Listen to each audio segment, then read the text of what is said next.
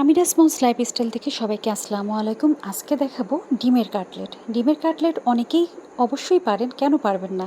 আজকাল রাঁধুনি কম বেশি সবাই হয়ে গিয়েছে। তারপরেও যেহেতু আমার একটা ইউটিউব চ্যানেল আছে, সেই জন্য আমাকে সব কিছু দেখাতে হয়। অবশ্যই আমি সব কিছু উপকরণ লিখে লিখে দিয়েছি যে কি কি উপকরণ আমি নিয়েছি।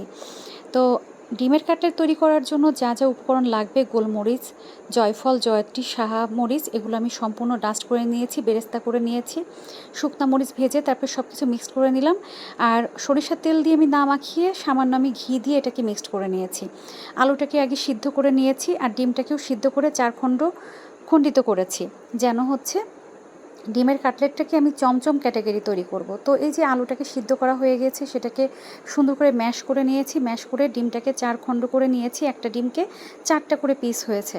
তারপরে সুন্দর করে সেটাকে আলু দিয়ে চ্যাপটা করে তারপর দুই পাশে 2 আলু দিয়ে সুন্দর করে আটকে দিলাম। দিয়ে একদম চমচমের মতো করে ব্রেড ক্রাম্ব দিয়ে সুন্দর করে মাখিয়ে নিব। কারণ ব্রেড ক্রাম্ব দিয়ে সুন্দর করে না মাখালে যদি এমনি এই আলুর উপরে করে আপনি ছেড়ে দেন তেলের উপরে, তাহলে সেটা খুবই বাজে হবে।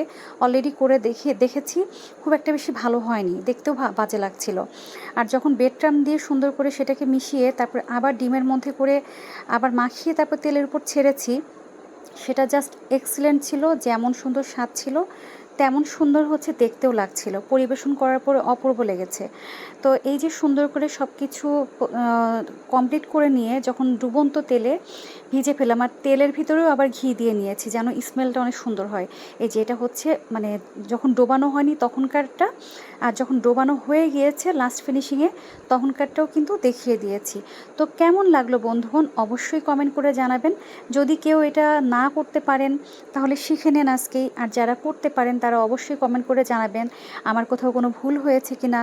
অবশ্যই কমেন্ট করতে ভুলবেন না, আর ইউটিউব চ্যানেলে সাবস্ক্রাইব করে দিবেন।